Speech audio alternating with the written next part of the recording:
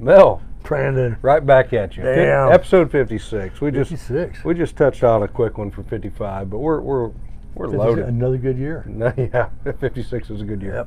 Yep. That's when they just started the fins. So 56, we got to talk about USD 470. Do you like the post or the hard tops? You know, I'm a hard top guy. Oh, I like two-door post. Kind of a classic thing. Stately. Here's the thing. Did you see my letter in the paper? I did. Well, not the paper, but on the Facebook. On Facebook. Seaton said he's going to run it in the paper for me, though. See, so that was nice of Seaton. Thank you, David. Surprised. Being the leftist that he is, it's surprising. Interesting. I don't know where he's at on this topic. Guess we'll find out here pretty quick. But Sure. Super. So, did he call you? Did you call him? No, I sent him an email and shared it with him and asked him if he'd run it, and he said he would. So beautiful. I think him and I are starting to see more eye to eye. Well, how old are his kids? Are they? They're grade school age, I believe, and maybe middle school age. I see them at softball field when I'm down there with our kids. So you get a big taste, a big dose of public school system, and then they pull this crap. Yeah, exactly. So for those of you that hadn't been paying much attention, all parents and teachers, I'm sure you have, but USD 470 postponed school till after Labor Day. And if anybody had the ambition to listen through that meeting via Zoom the other night, boy, that was exhausting, but hard to hear for some of the folks in the room. Others partially because they're wearing masks, but the audio was okay there, but I couldn't hear everything perfectly clear, so anything I might misspeak about, it's probably just something I didn't hear correctly. But basically what they decided, Mel, is they don't know what the hell they're going to do. You know, they know they're going to offer a remote learning option, and they know they're going to offer some type of in-class school option. Now, how tied are they to Kim Jong-Kelly? How entrenched are they with her? Well, I was a little bit surprised. Okay, so you know, she put out that executive order here within the last week or so. Yep. I think it was 2059, her 59th executive order of the year, where she says all masks are going to be required in K through 12 or some nonsense like that. And Attorney General Derek Schmidt said, well, you know, she says that, but that's not necessarily, she doesn't have the authority to do that. But he said she made it a law, so kind of got to follow the law, perhaps, maybe do, maybe don't. But he said all cities have home rule, and so you're at choice to do what you want, just like the mask mandate from you know, weeks back, months back, whatever. So, but Dr. Ballard and who's the superintendent of the schools, you know, he's another thing about this, her state mandate was not endorsed by the Board of Education for the state of Kansas. I'm not aware of that, but my understanding is that they were not behind it. They didn't go against it, but they were not behind it. It wasn't an edict from them. Okay, that could be. So then, you know, so he made it clear right out of the gate early in the meeting that, well, you know, and he kind of passed the buck a little bit, Ron, but he's like, you know, it's a governor's mandate. We have to follow it, so you're going to have to wear a mask. And basically in my letter, I spelled out, Mel, and as you might recall, but for any of the viewers that haven't seen it, and I can attach it to this post, but listen, folks, you know, I want my kids to go back to school. Statistically, the numbers are safe to go back. Kids are barely affected by this, and I don't want my kids to have to wear a mask at school. And I think in classroom training is important versus all this online crap, because I do think we'll look back in 20 years from now and see all these screwed up kids in the world, and it's going to be because everything they've learned is from a cell phone or a tablet, and I've got a lot of heartburn about it. Well, they're damn near like that now, though. I mean, tablets are given to all these kids, so yeah, they don't have textbooks anymore. I recognize that, and I'm not saying it's correct, and I certainly don't want my child to only have exclusive learning through a computer or electronic device. I had lots of kids, and this is long before we just had chalkboards, Big Chief tablets, avian bird flu, and we had what was the other one we had? I don't know. A couple of the big flus that we had, which were far more devastating than this, by the way. And we had chalkboards, Big Chiefs, and we had Dick and Jane books, But even with that criteria, I eventually took all my kids out of public school and put them in either a religious school or more private school, because I was not satisfied with the direction the teachers, well, this educational system was running, not only in curriculum but also in discipline. It just wasn't there, and I didn't appreciate that. So how come you parents, you're facing a situation that's worse than mine? Did you guys ever consider homeschooling? Well, that's basically what we're forced into, and the fact that they chose not to make a decision the other day on Monday during this board meeting. They basically, and I'm a little agitated with this, and I get it. All your teachers are gone on break, and they have certain contracts, and but basically they were unprepared, Mel, and I'm not sitting here pointing fingers. You said, who's unprepared? The school board. The school board was unprepared for what? Starting school back up? Yeah. That's their only damn purpose. Well, Mel, it wasn't just the school board. So, and here's why I say they were unprepared. They presented the school board, I say the administrators of USD 470, presented a draft of what they were planning to do for this school year at that meeting on Monday, 2 days ago. Not ahead of the meeting, but at the meeting. It was same day, I believe, is my understanding. But how many pages was the draft? I don't know, but it was so rough of a draft, they're not willing to be able to go by it. They need more time to refine it, make changes to it, blah, blah, blah, blah, blah. Well, I'm a little irritated with the district, not the board, but the district. They've been off since March. And I realize all your teachers are under contract, they can't do stuff, but all you salary administrators, still getting paid, still collecting their money. What have you guys been doing? I realize this is a fluid situation, but it's not that big of a situation. But it's also scenario driven. There was 4 or 5 ways it could go. You could have at least worked on 1 or 2 of them and had an idea. Yeah, so I was a little irritated with that because they didn't give the board the information they needed to make a decision, and so they ultimately tabled it for 2 weeks until they figure out what they do, which also pushed school back till after Labor Day. And no, when was Kim Jong-Kelly, when did she allow the schools to open back up? Well, she has nothing to do with allowing schools to open back up. Well, she had something that she didn't want them to open up yet. Well, they made a decision that they were going to postpone it until after Labor Day. I mean, nothing to do with the governor. But the governor also made the same statement. Perhaps, maybe she did.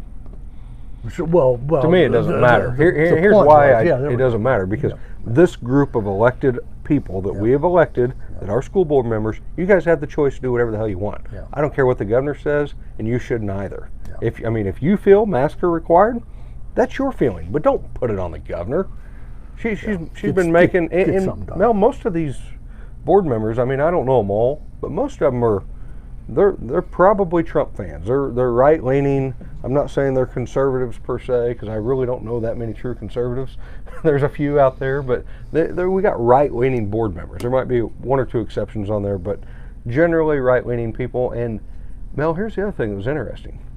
So, out of all this not preparedness, it's like, well, Lori Barnes, who's got younger kids in school, she's like, well, let's do this next week. Have another meeting next week on this. Yeah, don't wait 2 weeks, do it next week. Yeah, sure. They pushed her off, and I was like, I appreciated her urgency, and I can't say enough for the board members that were on there asking a lot of questions, really putting the administrators on their heels in a lot of ways, and I was brutally unprepared, surprised with the unpreparedness that the administration had done, and the board members are sitting there kind of flat-footed because the administration hadn't done anything, and part of it they blamed it on is, and this is just business versus bureaucrats, okay? They blamed it on, well, we got all these task forces at each school, and we got to get all these feedback from these different schools and task force leaders. And Mel, you're in the middle of a crisis. You don't go for feedback from your employees. I'm sorry. You pick the 10 smartest people in your company or in your school, and you guys get a plan together. That's what you do. And normally, out of that 10 smartest, there's going to be 1, 2, or 3 that are the ringleaders of the whole deal. And while they might appreciate the help and they need directions. Teachers are followers. Teachers are followers. They're trained to be followers. Here, give this exam. It matches the state testing. Train them on state testing. Do this. They're not leaders, Mel. And so the administration missed the boat on creating this task force to Well, try when you say they're not leaders, you kind of hit the nail on the head. They're across the board. They're not leaders. I recognize that. And unfortunately, and of course, the complaint with the teacher union is often you give more money to the administrators than you do to the teachers, and then stuff like this happens when the administrators are supposed to step up and shine and make shit happen. And they didn't. Sitting back on their heels. And so Mel, to validate my point, and I'm not trying to say that, it's just me being single-sided, but there's, on Facebook, this stuff's just going viral. Local Facebook, there's teachers, Mel, that have children. They're not even sure if they're going to put their kids in USD 470, and I'm not either. I'm not sure. I haven't made a decision yet, but I'm prepared to homeschool my children. I mean, if your block of parents is very big at all, you should carry a lot of weight. And so what would you want the school to do? What do you think is the best course of action for you and your kids at this juncture? I want in-school training, and I don't want them to be required to wear a mask. That's what I want. In-school training with the way they're going with the core system? Or Sure. Do I love it? No. But I still... Well, while you're doing this makeover, why don't you change everything? I mean... ineffectiveness. Yeah, no. Now's the time. Okay, no. I'm with you. I understand why you don't do it, but now is the time where you should do something like that. Now, if I choose to homeschool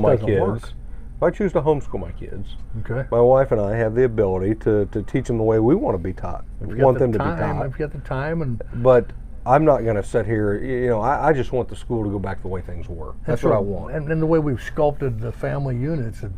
We think that both mom and dad have to work, and the kids have to go to school, so mom and dad have to go to work, which is a frailty of society. That's a societal problem, though, and it's a fallacy. It shouldn't be that way. Absolutely shouldn't be that way. So I would say that all the parents need to get there and tell the grandparents, "Hey, we got a job for you guys. Get off your asses and do something." Make it where the parents go to work and the grandparents are liable for these damn kids. We'll see how that goes over. Because as a grandparent, I'm good at one, two things. I'll spoil them or I'll beat them. One of the two. And maybe it's up to them. It may be the same thing in the same day, right? That's right. It's up to them. It's 100% up to them. I don't know, Mel. I don't want. And I did appreciate. And I don't remember. I couldn't tell who was talking about it in the meeting, and this was my point all along, even when I wrote the letter, is. I'm using my children as a leverage, and here's why. If I can't get the administration or the board members to do what I want, and I'm not going to enroll them into this remote learning thing because I don't want to give them the enrollment numbers, and they acknowledge this at the board meeting. And I didn't put that in my letter, but it weighed on me, and it obviously is weighing on somebody there. But if I choose not to enroll my 4 students, well, that's four counts. That they don't get the bus funding, they don't get the enrollment funding, they don't get the food funding. That's 4 students that they don't get the count. And so, I realize it's going to hurt the school district financially for years to come, as long as we choose to do this. But that's the only leverage I have. I can try to convince you. I can try to convey to you what's important to me. That's the only leverage you have, but that's the only reason they're there anyway. So that is total leverage. It's not all you have. That's the only reason you're there. That's true, and it is the only reason I'm there. I mean, the reason I send my kids to public school, not because I don't think I can get a better education somewhere else, is because I pay a good premium in tax dollars, just like everybody else does. It's convenient and it's structured, and you've been doing it forever, and you went there. And I went there, and I enjoyed public school, and I think it's appropriate. Where are they at with the sports programs? Oh, so that's the funny thing, Mel, and this is where I just get so hung up on all this. So KHSAA, whatever that is, High School Sports Association, they're still going to allow sports to go on. And we've been sending kids to IYQ down at the rec center, or the public pool and ag building and all that, all summer long. Nearly 100 kids, maybe more, and no problems. And these kids are running around playing grab ass, having a good time, being kids like they should be, without masks. And guess what, Mel? They're all dead? No, not yeah. Well, they would have to be. According to Steinmetz, and I hope you teachers are watching this, and I hope Mr. Steinmetz, I had you for 4 years in high school, and I really liked you. You were one of my favorite teachers. I had you for seminar. But that article you wrote in the paper, trying to talk about how much smarter you are than everybody else, and nobody understands the math. By your math, Mr. Steinmetz, you're like saying over 30,000 people be dead or contracted it in 17 days. Well, that's the whole damn county, Steinmetz. Clearly, your math is wrong. So, as it stands now, you've got a 1 in 32,000 chance of dying of COVID. And even the one that did die had so many underlying causes that the COVID was just there at the same time. I don't know, Mel. I'm over it. I'm tired of it. I want it to be over, and I think everybody else does. But school district, you have a chance to shine. People are going to, I mean, when you got your own teachers, and here's the other thing about teachers. There's just as many teachers that want to go back to school just like I want to, but there's a handful of them that are too scared to go to school. Poor me, poor me. What about all the damn women or men and patrons out there that have been working in the grocery stores? Or me. I've been working every day. You've been working every day. Everybody else has been working every day. So don't give me a soapbox. I don't want to go back to school. I'm too at risk. All this shit. The N1A1 had, what, 9 million confirmed cases? I don't know, Mel. And I'm tired of the numbers because every time you look at them, it's right back to where we're at. It's just not that devastating. It's not there. It's not there. It's not there. It's not there. They're pushing this agenda thing. The school's pushing this agenda thing, too.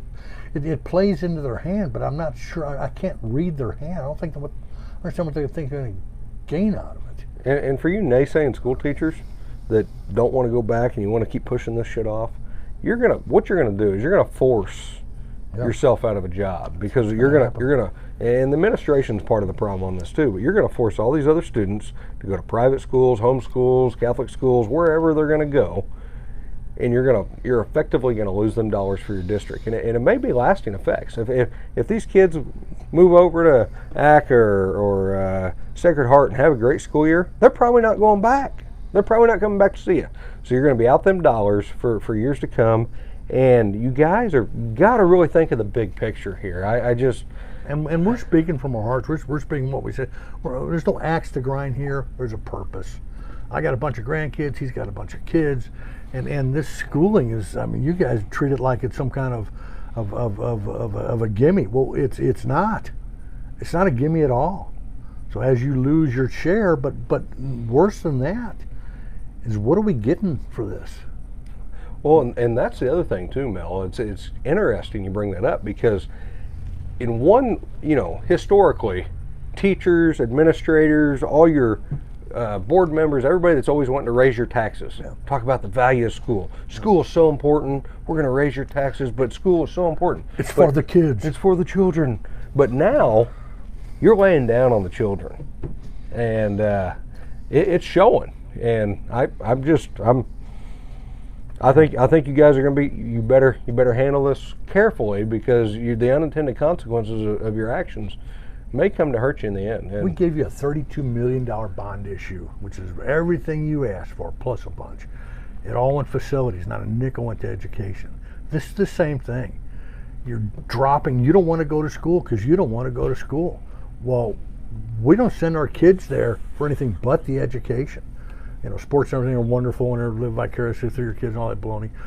But you're there, you've got this very important job. Society relies on you guys to produce the next doers, the next thinkers, and don't let us down. Yeah, you got a big role, and I appreciate you. But God, I feel like we're just battling this one through, and it shouldn't be that. To me, it's just not that complicated. I mean, I just want you to reflect on every cashier that you've seen at Walmart, every person you've seen delivering product throughout the entire country, making sure you guys got something to eat, something to have, something to purchase. Every FedEx delivery guy, and yet you guys don't want to go back to school. And this isn't directed at you board members. I know almost every one of you pretty well, and it's. You gotta dial in the administration on this, guys. Gotta dial them in and stop the fear of the COVID. My gosh, you've got to slow this down. You got to control this stuff. Because you're being bombarded by a lot of bad information. In fact, that's part of the problem, Mel. And I mean, even Steinmetz's little letter in the paper, in which Steinmetz is the idol of Arc City. I mean, I appreciate the guy, and I liked him. He was a good teacher for me because he was what I needed. But Mel, that article he put in the paper was garbage. It was subversive. Oh, it's so not true. And he talked over everybody in his letter. Oh, you guys just don't understand math like I do. Well, bullshit. Maybe I don't understand math like he does. Well, I don't, but I do understand that if you use his numbers, everybody had already had contracted it and or died by now. Yeah. So and even if you do contract it, if you die, it's a miracle. You're much better off at the casino and expect to win the bonus than you are ever die of COVID. This is just insane. Anyhow, board members, appreciate you. You got a hard job to do. I respect that. I've visited with many of you personally over this, and thank you for your time. Appreciate you doing what you're doing. And please push the envelope here. You've got a city. You got a city right now that hadn't enforced the mask order, and them commissioners, I appreciate them. We're already more attractive than a lot of other little cities across Kansas. Make the school board attractive. Maybe just think about this. Think of all the kids. If you guys do the right thing and you guys do go back the way things were, I'm just asking you to do what you did last year. Mel, just think of all the kids from Winfield might come to our city. Ooh. Just think of all the kids that might come from just think it through. Think it through. Be what we could be. Yes. Make our city great again. As the hat says. Mel, we got to go. Thanks for your time, everybody. Ding hao. See you soon. See you soon.